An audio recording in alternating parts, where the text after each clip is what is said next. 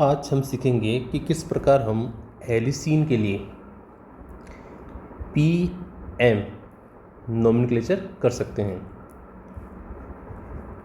तो यहाँ जो पी वर्ड हम काम में लेते हैं, पी का मतलब होता है प्लस, जबकि एम का मतलब होता है माइनस। अब यदि हम कर्व्ड एरो यदि क्लॉकवाइज यदि ड्रॉ कर रहे हैं इस प्रकार से, तो उस केस में उसके लिए हम पी वर्ड काम में लेते हैं।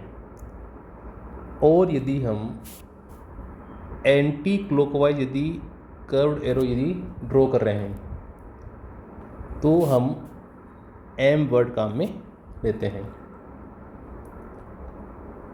तो हम एग्जाम्पल से इस चीज़ को समझने की कोशिश करते हैं। इस एग्जाम्पल में हमें ऊपर की साइड से, यानी यहाँ से इस मॉलिक्यूल को देखना है। अब कर्व्ड एरो इस प्रकार ड्रॉ करना है कि जो एरो है वो इस मॉलिक्यूल में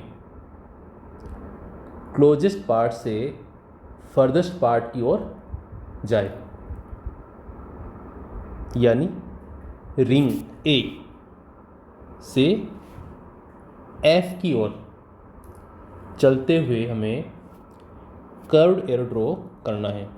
तो इस प्रकार से हम कर्व्ड एरो ड्रॉ करेंगे।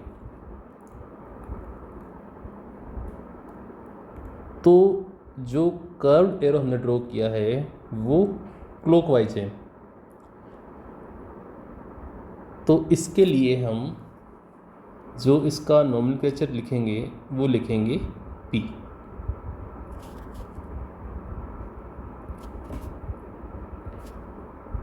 अगले एग्जाम्पल की हम चर्चा करते हैं। सेम हमें तरीका ध्यान रखना है।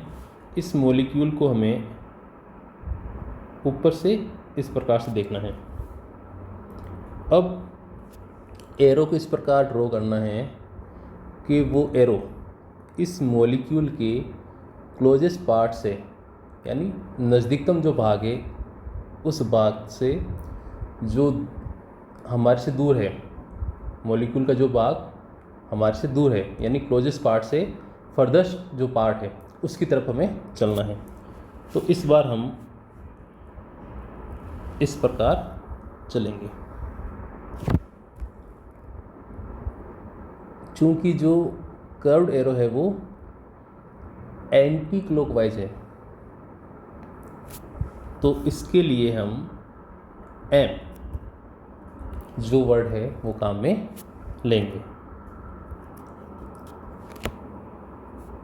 इस प्रकार आप सिंपल वे से हेलिसिन के लिए पी और एम नोमेनक्लेचर कर सकते हो।